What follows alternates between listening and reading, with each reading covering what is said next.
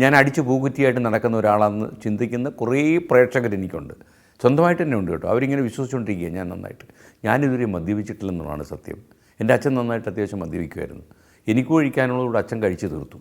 അപ്പോൾ ആ തലമുറയുടെ ഗ്യാപ്പ് അച്ഛൻ ഫില്ല് ചെയ്തു. അതുകൊണ്ട് ഞാൻ പിന്നെ ഇത് അത്ര കൂടുതൽ ഞാനിങ്ങനെ കഴിക്കാറില്ല. അപ്പോൾ ഒരു ദിവസത്തിൽ എൻ്റെ സുഹൃത്തുക്കളെല്ലാം ഈ കാര്യവട്ടത്ത് ഈ ഹോസ്റ്റലുള്ളവരെല്ലാം അവിടെ തീരുമാനിച്ച് അവനെ കൊണ്ട് കുടിപ്പിക്കണം.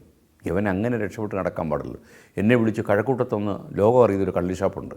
മഹാത്മാക്കളൊക്കെ വന്ന് കയറി പോകുന്ന കള്ളി ഷാപ്പാണ്. വിശാലമായ മുറികളൊക്കെ ഉണ്ട് ആ കള്ളി ഷാപ്പിനകത്ത്. ഇവരെന്നെ അവിടെ പിടിച്ച് അവിടെ കൊണ്ടുപോയി ഇവരെല്ലാം കൂടെ എന്നോട് പറഞ്ഞു അവിടെ പട്ടച്ചാരായം കിട്ടുമെന്നാണ് പറയുന്നത്. ഇവരെല്ലാം കള്ളു കുടിക്കാൻ തുടങ്ങി. കുടിച്ച് പിമ്പിരിയായി കഴിഞ്ഞപ്പോൾ ഇവർ പൂക്കുറ്റിയായി കഴിഞ്ഞപ്പോൾ ഞാൻ കഴിക്കാതിരിക്കുകയാണല്ലോ. പക്ഷേ ഈ സംസാരിക്കുന്ന കേട്ടാൽ ഞാനാ കഴിച്ചതെന്ന് തോന്നുന്നു. എത്ര കൂടി ഞാൻ സംസാരിക്കും അവരുടെ ഇടയിൽ. അപ്പോൾ ഒരു മുട്ടി എന്ന് പറയുന്നത് കള്ള് സൂക്ഷിക്കുന്ന ഈ സാധനത്ത് നിങ്ങൾക്കറിയായിരിക്കും. ഈ മുട്ടിയിൽ നിറച്ച് കള്ളിരുന്നു.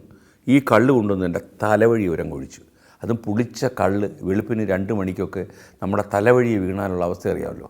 അപ്പോൾ അങ്ങനെ പുളിച്ച കള്ളെടുത്ത് ഒഴിച്ചു. എന്നോട് പറഞ്ഞു ഈ ഗന്ധം കൊണ്ടെങ്കിലും നീ നേരെ ആവട്ടെന്നാണ് ഈ ഒഴിച്ചവൻ പറഞ്ഞത്. എന്നിട്ട് എന്നെ എടുത്ത് അവന്മാരുടെ ഓട്ടോറിക്ഷ കയറ്റി വിട്ടു. അപ്പോൾ ഞാൻ ഈ പോക്കറ്റ് മറ്റേ അവൻ്റെ രക്തമാണ് പോക്കറ്റിൽ കിടന്നെങ്കിൽ എൻ്റെ പോക്കറ്റ് നിറച്ച കള്ളാണ്. കള്ളോടെ ഞാൻ മുറിയിൽ പോയി കുളിച്ച് റെഡിയായി അന്ന് കിടന്നുറങ്ങി.